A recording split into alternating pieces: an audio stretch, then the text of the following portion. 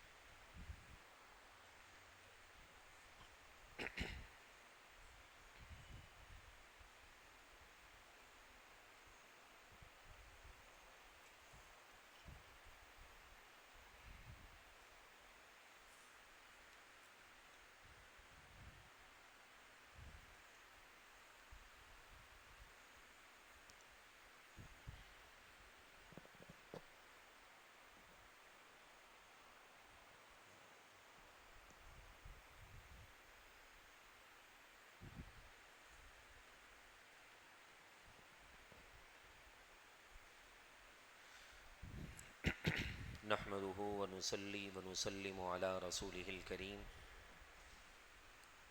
اما بعد فاعوذ بالله من الشيطان الرجيم بسم الله الرحمن الرحيم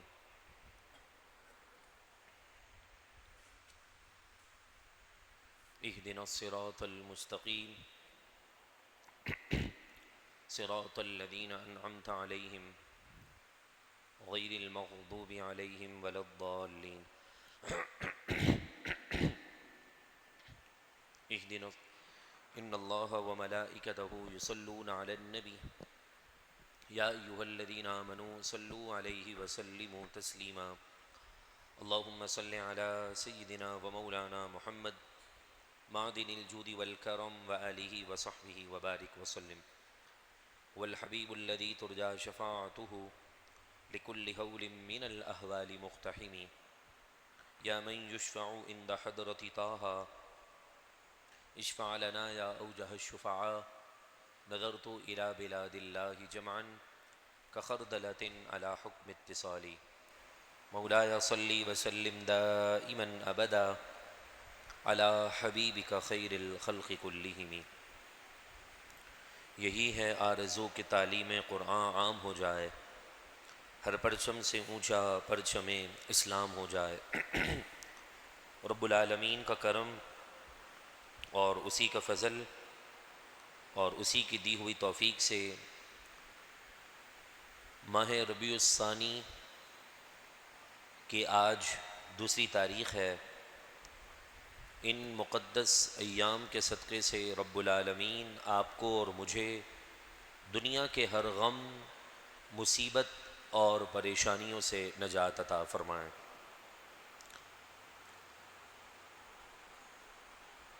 سورہ یوسف کا درس ہم سماعت کر رہے ہیں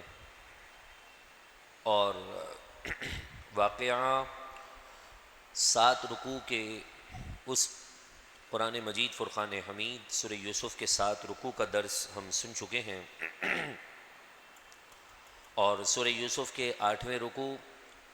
اور 13ویں پارے کے دوسرے رکوع کا آغاز ہے۔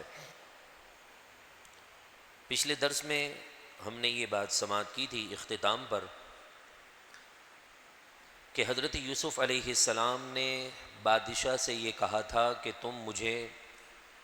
زمین کا جو خزانہ ہے اس کا مالک بنا دو، یعنی مجھے وزیر خزانہ بنا دو کہ میں حفاظت کرنے والا، علم والا ہوں۔ پھر اللہ رب العزت نے حضرت یوسف علیہ السلام کے توسل سے ہمیں یہ پیغام دیا کہ دنیا کی بادشاہت، مالداری، امیری، دنیا کا عیش و عشرت یہ چند دنوں کا ہے، چند لمحات کا ہے، لیکن آخرت کا گھر بہتر ہے ان لوگوں کے لیے جو سچے ایمان والے ہیں اور تقوی اور پرہیزگاری اختیار کرتے ہیں۔ حضرت یوسف علیہ السلام جب وزیر خزانہ بن گئے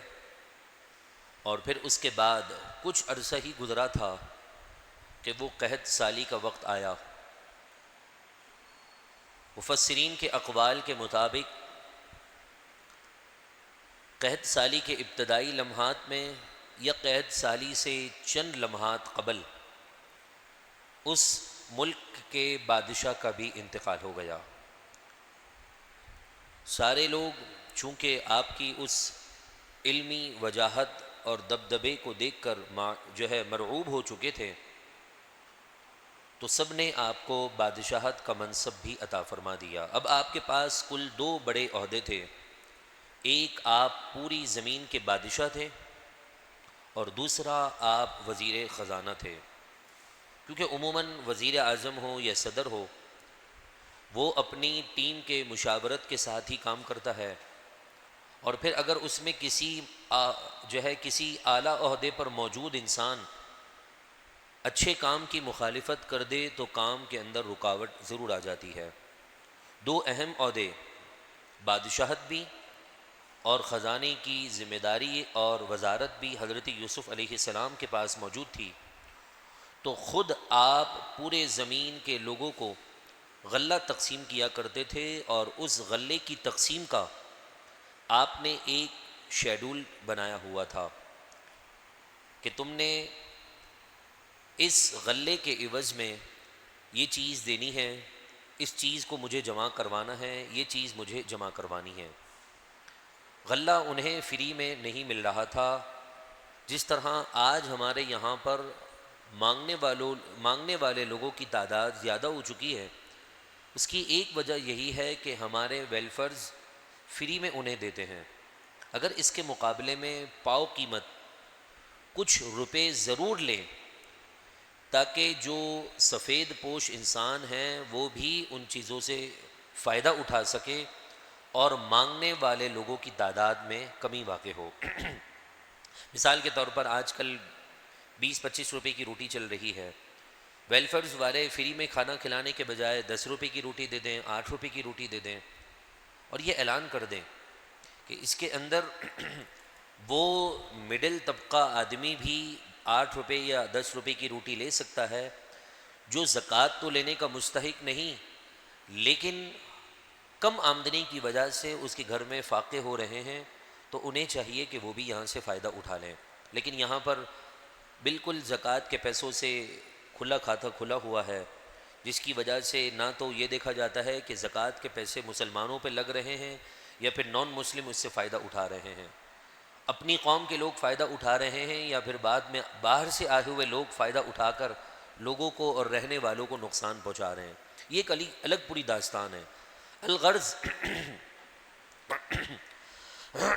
حضرت یوسف علیہ السلام پانی دیجیے، حضرت یوسف علیہ السلام نے غلے کی تقسیم کا جو شیڈول قائم کیا تھا،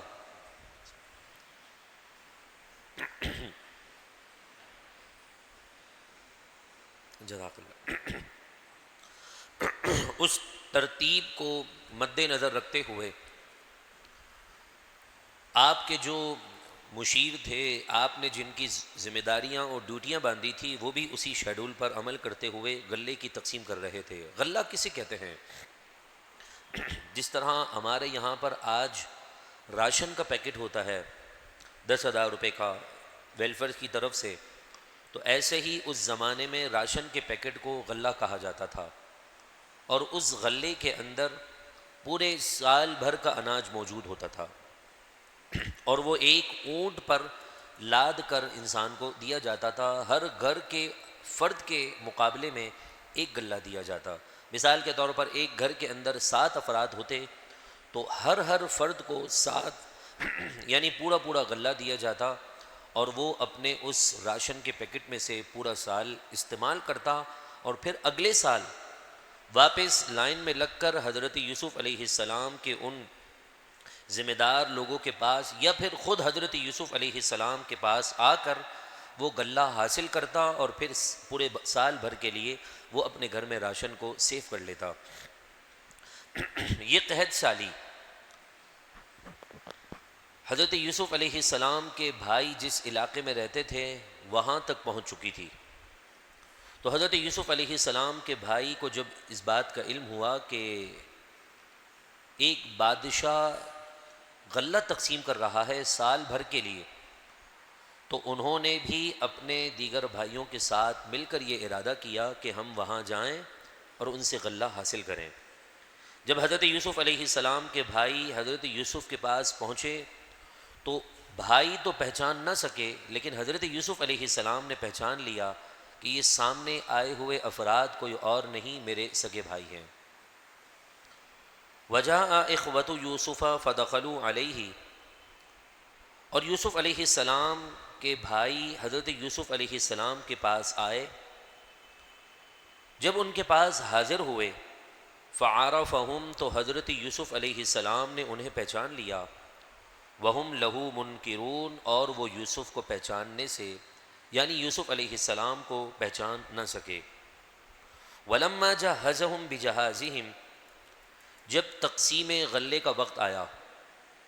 تو آپ نے ان بھائیوں کو قریب کیا اور ان سے باتیں کرنا شروع کی، اور ان سے باتیں کرتے کرتے ان سے پورے گھر کا بایو ڈیٹا لے لیا کہ اب گھر میں کیا چل رہا ہے، کیونکہ کافی عرصہ گزر چکا ہے، تقریباً 25 سال سے زیادہ کا عرصہ گزر چکا ہے۔ ملاقات ہوئے، والد صاحب کا حال پوچھا، والدہ کا حال پوچھا، اور دیگر اور خاندان کے افراد کیا ہیں کیا نہیں، کون زندہ ہے، کس کا انتقال ہو گیا، ساری معلومات لی۔ تو آپ کو جو معلومات چاہیے تھی وہ اصل معلومات یہ تھی کہ میرا جو سگا بھائی ہے بنیامین، اس کا کیا حال ہے۔ باتوں باتوں میں ان بھائیوں نے ساری تفصیل بتا دی۔ جب حضرت یوسف علیہ السلام نے ساری تفصیل پوچھ لی تو کہا کہ اب جب اگلی دفعہ آؤں نا اگلے سال، تو اپنے اس بھائی کو بھی لے کر آنا۔ دیکھو تم ابھی میرے پاس 10 آئے ہو، جب اپنے بھائی کو بھی لے کر آؤ گے تو تمہیں 11 غلے ملیں گے، تمہارے گھر میں راشن زیادہ آ جائے گا۔ اور پھر سب سے بڑی بات یہ ہے کہ اتنی لمبی لائن ہے، میں نے تمہیں اعزاز کے طور پر اپنا مہمان بنایا، اپنا قرب دیا، اپنے خاص لوگوں کے درمیان تمہیں بٹھا کر عزت کے ساتھ تمہیں میں جو ہے غلہ دے رہا ہوں۔ اگر تم اگلے دفعہ اپنے بھائی کو لے کر نہیں آئے، جو تمہارا سب سے چھوٹا بھائی ہے، اس کو لے کر نہیں آئے تو میں تمہیں غلہ نہیں دوں گا، اور نہ ہی میں تمہیں اپنے قریب کروں گا، اور نہ ہی تمہاری مہمان نوازی کی جائے گی۔ تو بھائیوں نے جواب دیا کہ ہم کوشش کریں گے، مگر مسئلہ یہ ہے کہ بنیامین جو تھے نا، وہ ہمارے والد حضرت یعقوب کے بڑے چہیتے ہیں، بڑے لاڈلے ہیں، اور ہمارے والد اپنے اس بیٹے کو اپنے سے جدا نہیں کرنا چاہتے، تو اس لیے ہم کوشش کریں گے، مگر یہ آپ سے وعدہ تو نہیں، لیکن آپ نے کہا ہے تو ہم اس معاملے کے اندر کوشش پوری کریں گے۔ یہ نہیں کہ صرف آپ کو کہہ رہے ہیں کہ کوشش کریں گے اور وہاں جا کر ایسا کام نہ کریں، بلکہ پوری کوشش کے ساتھ ساتھ ہماری خواہش بھی یہی ہوگی کہ وہ ہم اگلے سال اپنے بھائیوں کو اپنے اس بھائی کو اپنے ساتھ لے آئیں۔ جب آپ کا سامان تیار ہو گیا، یعنی ان بھائیوں کے غلے تیار ہو گئے، تو جو وہ قیمت لے کر آئے تھے اس غلے کو لینے کے لیے حضرت یوسف علیہ السلام نے وہ قیمت اپنے ملازمین، اپنے ان خداموں کے ذریعے سے ان کے راشن میں واپس ڈلوا دی کہ بھائیوں کو بھی نہ پتہ چلے، اور جب بھائی پلٹ کر گھر جائیں اور اپنا غلہ کھولیں تو دیکھیں کہ اس کے اندر قیمت ہے، تو ہو سکتا ہے کہ اگلی دفعہ پھر آنے کا ارادہ کریں کہ ہمیں تو فری میں سب کچھ مل گیا، اب کیوں نہ چلو اگلی دفعہ بھائی کو بھی لے کر جائیں گے تو اور بھی نعمت مل جائے گی۔ تو قرآن مجید فرقان حمید نے پورے اس واقعے کو مقدس اور محترم الفاظ کے ساتھ کچھ اس طرح بیان کیا کہ ارشاد ہوا ولما جہزہم بجہازہم، اور جب انہوں نے اپنے بھائیوں کا سامان تیار کروا دیا، قالا، تو حضرت یوسف علیہ السلام نے فرمایا اُؤْتُونِی، تم اگلے سال آؤ میرے پاس، بِأَخٍ لَکُم مِّن أَبِیکُم، اپنے بھائی کو ساتھ لے کر آنا، الا ترون، کیا تم دیکھتے نہیں کہ انی اوفی الکیلا، کہ میں تمہیں پورا پورا تول دے رہا ہوں، پورا پورا غلہ دے رہا ہوں، وَأَنَا خَيْرُ الْمُنزِلِينَ، اور میں بہترین مہمان نواز بھی ہوں۔ اگلے دفعہ آؤ گے تو تمہارے بھائی کے بدلے میں بھی تمہیں غلہ یعنی راشن کا پیکٹ ملے گا، اور بہترین مہمان نوازی بھی تم نے میری دیکھ لی، تو اگلے سال چاہتے ہو کہ بادشاہوں کے درمیان رہو اور ان کے محلات میں کچھ دن رہو، تو اپنے بھائی کو ساتھ لے کر آنا۔ اور سنو، فَإِن لَّمْ تَأْتُونِي بِهِ، اگر تم اسے اگلے سال میرے پاس لے کر نہ آئے، فَلَا كَيْلَ لَكُمْ عِندِي وَلَا تَقْرَبُونَ، تو فرمایا اگر تم میرے پاس اگلے سال اسے لے کر نہیں آئے تو میرے پاس غلے کی کوئی ناپ نہیں ہوگا، یعنی میں تمہیں غلہ نہیں دوں گا اور نہ تم میرے قریب آ سکو گے۔ قالوا، تو ان بھائیوں نے جواب دیا، سنراود عنہ اباہ، ہم اس کے بھیجنے پر اپنے والد صاحب کو ضرور راضی کریں گے اور اس کے متعلق اپنے والد صاحب سے ضرور بات کریں گے۔ ہم یہ صرف زبانی کلام نہیں کر رہے بلکہ وَإِنَّا لَفَاعِلُونَ، ہم ایسا ضرور کریں گے جیسا ہم آپ سے کہہ رہے ہیں۔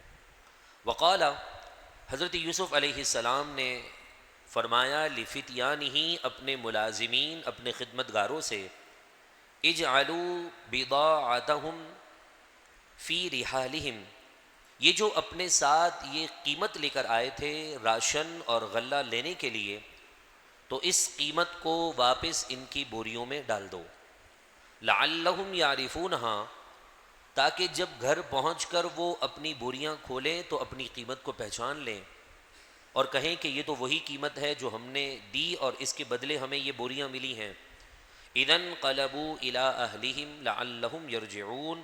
یہ اس لیے میں کر رہا ہوں تاکہ یہ اگلے سال واپس پلٹ کر آ جائیں، لعلہم یرجعون، تاکہ یہ واپس میرے پاس آئیں۔ اس غرض سے آپ نے اپنے ملازم اور خادم سے کہا کہ ان کے پیسے ان کو واپس کر دو، ان کی بوریوں میں رکھ دو۔ فلما رجعوا الی ابیہم، پھر جب وہ اپنے والد کے پاس گھر لوٹے، قالوا، جب انہوں نے بوریاں کھولی اور کھولنے سے قریب کھولتے کھولتے والد صاحب سے باتیں کرتے ہوئے کہنے لگے، یا ابانا، اے ہمارے والد محترم، اے ابا جان، منع من الکیل، آئندہ سال ہم سے غلہ روک دیا گیا ہے، یعنی ہمیں آئندہ سال غلہ نہیں ملے گا۔ فارسل معنا اخانا نقتل، تو آپ سے یہ درخواست ہے کہ آپ ہمارے بھائی کو ہمارے ساتھ بھیج دیجیے گا تاکہ ہمیں پھر سے غلہ مل جائے۔ وَإِنَّا لَهُ لَحَافِظُونَ، اور ہم اس بات کی گارنٹی لیتے ہیں کہ ہم اپنے بھائی بنیامین کی حفاظت کریں گے۔ قَالَ هَلْ آمَنُكُمْ عَلَيْهِ، حضرت یعقوب علیہ السلام نے جب بچوں کی یہ بات سنی تو کہنے لگے، فرمایا، هَلْ آمَنُكُمْ عَلَيْهِ، میں تم پر اعتبار کیسے کر لوں، إِلَّا كَمَا أَمِنْتُكُمْ عَلَىٰ أَخِيهِ مِنْ قَبْلِ، اس سے پہلے بھی تو میں نے تم پر اس کے بھائی کے متعلق اعتماد کیا تھا۔ آپ نے 25 سال پرانی بات کی اور آپ نے کہا کہ جب تم 25 سال میرے پاس پہلے آئے تھے اور کہا کہ یوسف تو چھوٹا بچہ ہے، اس کو ہمارے ساتھ بھیجو تاکہ شہر سے باہر جو میلہ لگا ہے وہاں جا کر یوسف کھیلے گا ہمارے ساتھ، اس کو گھر میں بٹھا کر رکھا ہے، تو چلو آپ ہمیں آپ یوسف کو ہمارے ساتھ لازمی بھیج دو تاکہ وہ میلے میں جائے، باہر کی دنیا دیکھے، کھائے پیے، کھیلے کودے۔ تو 25 سال پہلے کی بات کو آپ نے دہرایا کہ اب میں اس کے بھائی بنیامین کے بارے میں تم پر اعتبار کیسے کر لوں، اعتماد کیسے کر لوں کہ جس طرح پہلے اس کے بھائی یوسف کے بارے میں تم نے میرا اعتماد کھو دیا ہے، تم پر میں اعتبار کیسے کر سکتا ہوں۔ لیکن سنو، فاللہ خیر حافظا، آپ نے فرمایا کہ اللہ تبارک و تعالی ہی بہترین حفاظت کرنے والا ہے، وہو ارحم الراحمین، اور وہی سب سے زیادہ رحم فرمانے والا ہے۔ آپ نے اس جملے کے اندر جواب دے دیا کہ اللہ تبارک و تعالی حفاظت فرمانے والا ہے، یعنی اللہ کی عطا سے مجھے معلوم ہے کہ میرے بیٹے یوسف کی اللہ نے کیسے حفاظت فرمائی ہے اور کیسا ارحم الراحمین رب ہے کہ اس نے میرے بیٹے کو کنویں کی زندگی سے بادشاہت کی زندگی تک پہنچا دیا ہے۔ حضرت یعقوب علیہ السلام ہو، حضرت یوسف علیہ السلام ہو، حضرت ابراہیم علیہ السلام ہو، یا دیگر انبیاء کرام علیہم الصلاۃ والسلام ہو، یا پھر محبوب کریم صلی اللہ علیہ وسلم کی ذات ہو، ان تمام انبیاء کرام کی جماعت عظمیٰ کو اللہ تبارک و تعالی نے غیب کا علم ضرور عطا فرمایا ہے، یہ ان کا خاصہ ہے۔ یہ اللہ تبارک و تعالی نے اپنے محبوبین، اپنے پیاروں کو اگر علم نہ دے تو پھر دنیا میں علم کس کو ملے گا؟ یہی تو چیز ہے کہ عام انسان کے علم میں اور ان کے علم میں فرق ہے۔ ہمارا علم کسبی ہوتا ہے، ہم حاصل کرتے ہیں، سیکھتے ہیں، یونیورسٹی جاتے ہیں، کالج جاتے ہیں، اسکول جاتے ہیں، مدرسے جاتے ہیں،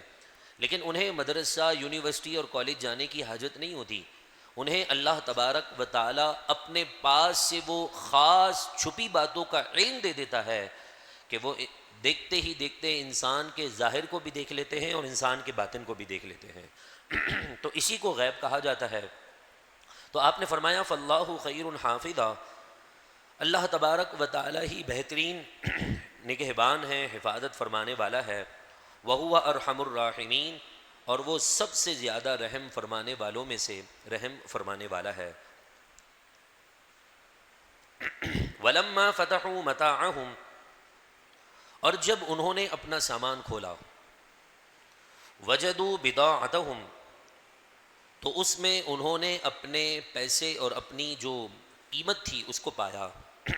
ردت الیہم، وہ قیمت جو ان کی طرف لوٹا دی گئی تھی ان کی بوریوں میں رکھ کر۔ قالوا، تو وہ فوراً کہنے لگے، یا ابانا، ابا جی یہ دیکھیں، ما نبغی، اب ہم اور کیا چاہتے ہیں؟ جو قیمت ہم نے انہیں دی تھی وہ ایسے مہمان نواز بادشاہ ہیں کہ انہوں نے وہ قیمت ہمیں واپس کر دی ہے، تو اب تو ہمارا حق بنتا ہے کہ ہم ان کی بات مانیں اور آئندہ سال اپنے بھائی کو ہم ان کے پاس لے کر ضرور جائیں۔ ہذہ بضاعتنا ردت الینا، یہ تو ہمارے پیسے ہیں، یہ تو ہماری قیمت ہے جو ہماری طرف لوٹا دی گئی ہے۔ وَنَمِيرُ أَهْلَنَا وَنَحْفَظُ أَخَانَا، اب ہم اگلے سال اپنے گھر والوں کے لیے ایک غلہ اور لے کر آئیں گے اور ہم اپنے بھائی کی حفاظت بھی کریں گے۔ وَنَزْدَادُ كَيْلَ بَعِيرٍ، اور ایک اونٹ کا بوجھ مزید پائیں گے۔ ذَلِكَ كَيْلٌ يَسِيرٌ، یہ بادشاہ کے سامنے تھوڑی سی قیمت ہے، اس کے پاس تو اتنا پیسہ ہے، اتنا پیسہ ہے، اتنی دولت ہے، وہ ہمیں ایک غلہ اور دے دے گا تو اس کے خزانے میں کمی واقع نہیں ہوگی۔ جب بھائیوں نے یہ بات حضرت یعقوب علیہ السلام سے فرمائی تو حضرت یعقوب علیہ السلام نے فرمایا کہ قال لن ارسلہ معکم، میں ہرگز تمہارے ساتھ اپنے اس بیٹے کو نہیں بھیجوں گا، حتی تؤتونی موثقا من اللہ، یہاں تک کہ تم پختہ اللہ کی قسم کھاؤ کہ اسے واپس میرے پاس لے کر آؤ گے۔ لتأتوننی بہ، کہ تم اسے ضرور میرے پاس لے کر آؤ گے، اس بات کی تم قسم کھاؤ۔ الا ان یحاط بکم، پھر آپ نے جواب دے دیا اور کہا کہ قسم تو کھانی ہے کہ اس بات پر قسم کھاؤ کہ تم میرے بیٹے کو میرے پاس واپس لے کر آؤ گے۔ لوگ یہاں تک پڑھ کر انبیاء پر اعتراض کرتے ہیں کہ دیکھو حضرت یعقوب کو پتہ ہوتا تو قسم نہ لیتے، حالانکہ اگلے ہی جملے میں حضرت یعقوب علیہ السلام نے اس کا جواب دے دیا اور فرمایا الا ان یحاط بکم، ہاں ہاں، مگر یہ کہ اگر تم روک لیے جاؤ یا تمہیں روک دیا جائے تو پھر ایک الگ بات ہے، لیکن پوری کوشش تم نے ضرور کرنی ہے کہ واپس تم میرے بیٹے بنیامین کو میرے پاس لے کر آنا۔ فلما آتوہ موثقہم، پھر جب انہوں نے حضرت یعقوب علیہ السلام کو اپنا پختہ عہد دے دیا، یعنی پختہ ان سے وعدہ کر لیا، قال اللہ علی ما نقول وکیل، قال، تو حضرت یعقوب علیہ السلام نے فرمایا اللہ علی ما نقول وکیل، اللہ نگہبان ہے اس پر جو تم کہہ رہے ہو اور اس پر جو ہم کہہ رہے ہیں۔ لیکن آپ نے ایک بات بتائی، یہ پورا سال یہ سکون اور اطمینان سے وقت گزارتے رہے، جب اگلا سال آیا تو پھر آپ کے یہ 11 بھائی تھے، یعنی 11 بیٹے تھے، حضرت یوسف علیہ السلام کے 11 بھائی تھے اور ایک مکمل طاقتور جماعت تھی۔ اللہ تبارک و تعالی نے نبی کا بیٹا ہونے کی وجہ سے حسن بھی دیا تھا، روب اور دبدبا بھی عطا کیا تھا، جاہ و جلال تھا۔ جب بھائی اتنا خوبصورت ہو کہ جس کی خوبصورتی کی مثالیں آج بھی دی جا رہی ہوں، تو ان کے بھائیوں کو بھی تو اللہ نے یوسف علیہ السلام کی خوبصورتی کا حصہ دیا ہوگا، اور پھر اولاد کس کی؟ حضرت یعقوب کی علیہ السلام۔ تو بڑے خوبصورت، جوان، طاقتور اور لمبے لمبے قد کے آپ کے یہ 11 کے 11 بیٹے تھے۔ تو آپ نے انہیں ایک طریقہ بتایا کہ اس طریقے کے مطابق تم بادشاہ کے دربار میں جانا تاکہ تمہیں وہاں پر موجود لوگوں کی نظر نہ لگ جائے۔ لوگ کہتے ہیں یار کچھ بھی نہیں ہوتا، بھائی نظر وظر کچھ نہیں ہوتی، جادو وادو کچھ نہیں ہوتا، یہ حق ہے، نظر بھی لگتی ہے اور جادو کا اثر بھی ہوتا ہے، لیکن وہم نہیں کرنا چاہیے کہ مجھ پر کچھ ہو گیا ہے، جی میرے کاروبار میں بندش آ گئی ہے، مجھے کسی کی نظر کھا گئی ہے۔ یہ وہم انسان کو لے ڈوبتا ہے۔ اگر نظر نہ بھی ہو، اللہ نہ کرے جادو کا اثر نہ بھی ہو، لیکن ہمارا یہ جو وہم ہے نا، یہ اثر نظر بد کے اثر اور جادو کے اثر سے زیادہ پاور رکھتا ہے کہ ہم اس وہم میں مبتلا ہو کر، شک میں مبتلا ہو کر اپنے ایمان کے اس مزے سے بھی بے خبر ہو جاتے ہیں، اور جو اللہ نے نعمتیں دی ہیں ان نعمتوں کو بھی ہم لطف اندوز نہیں ہو سکتے ہیں۔ وہ طریقہ کیا ہے نظر بد سے بچنے کا؟ حضرت یعقوب علیہ السلام نے اپنے بچوں کو کیا طریقہ دیا؟ انشاءاللہ سماعت کرنے کے لیے آپ سے گزارش ہے کہ آپ اگلے جمعۃ المبارک کو ان لمحات میں جلدی اللہ تبارک و تعالیٰ کے گھر کے مہمان بنیں اور وہ طریقہ سماعت کریں کہ نظر بد سے کیسے بچا جاتا ہے۔ دعا کرتے ہیں اللہ تعالیٰ قرآن کی ان آیتوں کے صدقے سے ہمیں نظر بد سے محفوظ فرمائیں۔ جادو ٹونے جتنے بھی کالے پیلے نیلے علم ہیں، اللہ ان کے برے اثرات سے ہم سب کی حفاظت فرمائیں۔ میرے پیاروں محترم بھائیوں، وقت بڑی تیزی کے ساتھ گزر رہا ہے، زندگی کی شام بھی ایک دن ایسے ہی ہمارے سر پر آ جائے گی۔ آپ سے گزارش ہے، کاروبار چلتے رہیں گے، اسی طرح سورج کے آنے جانے اور چاند کا آنا جانا بھی چلتا رہے گا، یہ پرندوں کے اسی طرح جو ہے اڑن بھی باقی رہے گی۔ ہم اپنی زندگی کے اختتام کو پہنچ کر قبر کے اندر جا کر سو جائیں گے۔ اس سے قبل آپ اور میں یہ کوشش کریں کہ قرآن مجید فرقان حمید کو سمجھنے کے لیے وقت نکالیں۔ روزانہ کی بنیاد پر ہماری اسی مسجد میں ترجمۃ القرآن کورس کے عنوان سے تقریباً 80 سے 90 منٹ کے لیے خوش نصیب مرد و خواتین، چھوٹی تعداد نہیں ہے، 5-10 افراد نہیں، ایک اچھی تعداد ہے جو قرآن مجید فرقان حمید کو سمجھنے کے لیے قربانی دے رہی ہے۔ آپ بھی دے سکتے ہیں۔ ملٹی میڈیا پروجیکٹر اسکرین کے ذریعے سے قرآن پاک ہماری آنکھوں کے سامنے ہوتا ہے، لفظ بلفظ قرآن کا ترجمہ، اس کی تفسیر بیان کی جا رہی ہے۔ الحمدللہ پچھلے منگل سے اس درس قرآن کا آغاز ہوا۔ 3 درسوں میں ہم نے سورہ بقرہ اور سورہ فاتحہ ملا کر 11 رکوع کا درس سماعت کر لیا ہے۔ آج سورۃ البقرہ کے 11ویں رکوع سے آغاز ہوگا۔ آپ سے گزارش ہے، سورہ بقرہ کے 10 رکوع اور سورہ فاتحہ کا 1 رکوع، ٹوٹل 11 رکوع ہم سن چکے ہیں، اور آج سورہ بقرہ کے 11ویں رکوع سے ابتدا ہے۔ تو آپ سے گزارش ہے 15 منٹ، 20 منٹ، آدھا گھنٹہ، چلے اتنا بھی نہیں دے سکتے کہ قرآن مجید فرقان حمید کی محبت میں 12 منٹ تو دے سکتے ہیں نا۔ 12 منٹ میں آپ آدھا رکوع سماعت کرنے میں کامیاب ہو جائیں گے۔ 15 منٹ دے دیں، پونا رکوع ہو جائے گا۔ 21 سے 22 منٹ کی ایوریج میں 1 رکوع کا ترجمہ اور تفسیر مکمل بیان کیے جا رہا ہے۔ وقت سے فائدہ اٹھائیے، ہاتھ اٹھا کر دعا کریں، اللہ تعالی ہمیں قرآن کے لیے وقت نکالنے کی توفیق عطا فرمائے۔ وآخر دعوانا ان الحمد للہ رب العالمین۔